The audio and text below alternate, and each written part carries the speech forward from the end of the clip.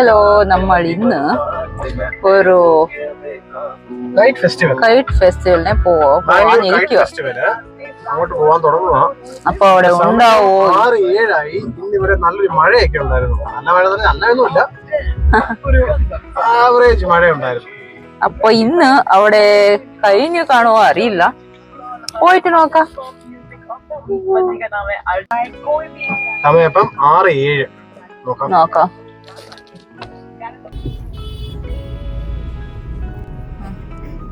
നല്ല heavy traffic ആണ് bro.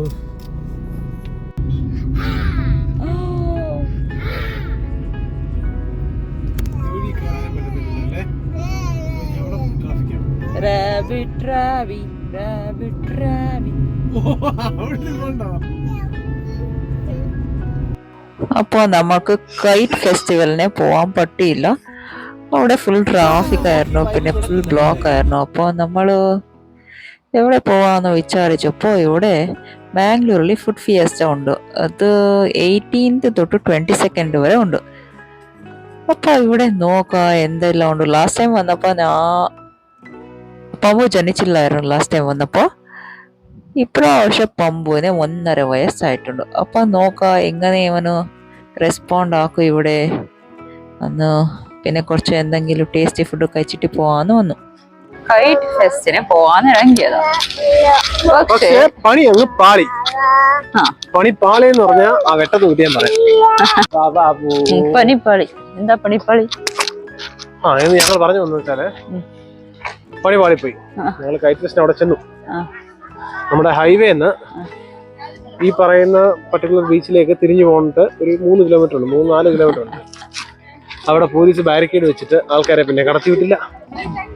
അങ്ങനെ അവിടെ നേരെ തിരിച്ച് ഞാൻ ഹോസ്പിറ്റലിൽ പോയി പേഷ്യന്റിനെ കണ്ട് പേഷ്യന്റിനെ അഡ്മിറ്റ് ചെയ്ത് നേരെ. ഇപ്പൊ നമുക്ക് പ്ലാൻ ബി ഉണ്ട്. പ്ലാൻ എ നടന്നില്ലെങ്കിൽ പ്ലാൻ ബി നടക്കും. അതായത് ബാംഗ്ലൂർ ഫുഡ് ഫെസ്റ്റ് നടന്നുകൊണ്ടിരിക്കുകയാണ്. ഇന്നലെ സ്റ്റാർട്ട് ചെയ്തു. അപ്പൊ നിങ്ങൾ ഇവിടെ വന്ന് നോക്കാം. അപ്പൊ എന്തെങ്കിലും കാര്യമായിട്ട് കിട്ടുമോ, എന്തെങ്കിലും സ്പെഷ്യൽ കിട്ടുമോ നോക്കാം. വാ.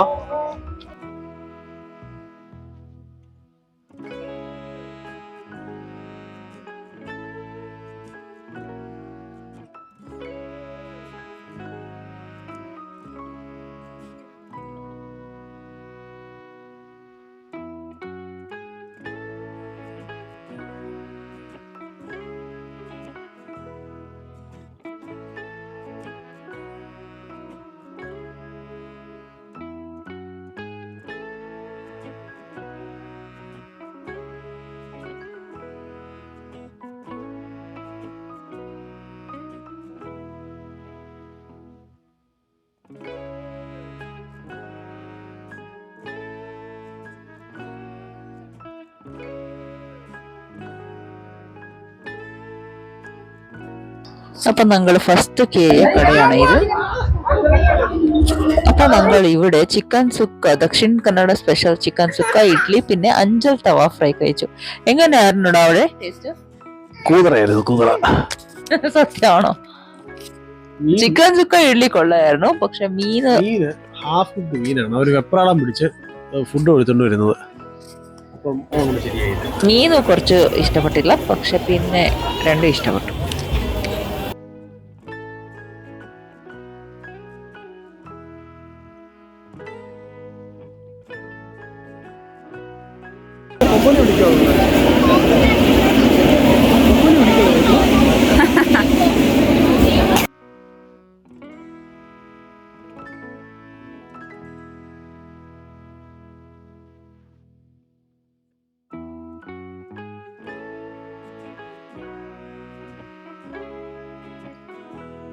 പിന്നെ നമ്മൾ ജിലേബി റബഡി കഴിച്ചായിരുന്നു. ഓഷ്യൻ പോലിന്റെ നല്ല ടേസ്റ്റ് ആയിരുന്നു.